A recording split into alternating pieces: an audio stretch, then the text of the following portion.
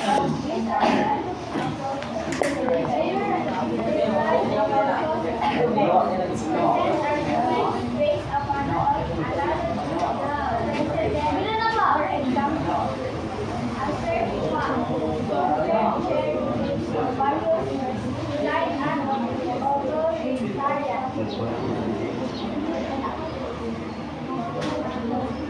in making an argumentative essay, so we must use the following approaches. Okay, first is theorize about causes and effects. So we must write the causes and effects of a certain event or an issue, and then present arguments based upon analogy. So when we say analogy, ano yan? Analogy.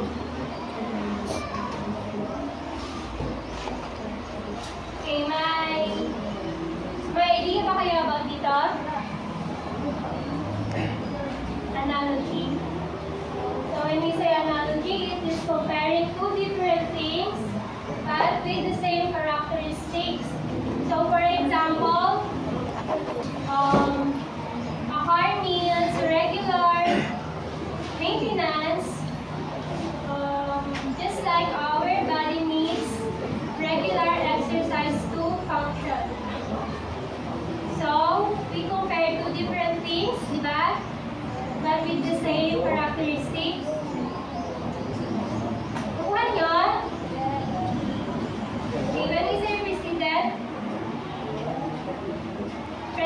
ano to? President? May idea ba kayo about dito? So when we say president, it is yung mga events or situation na nangyari na before. For example, here in your room, diba may mga groupings man kayo?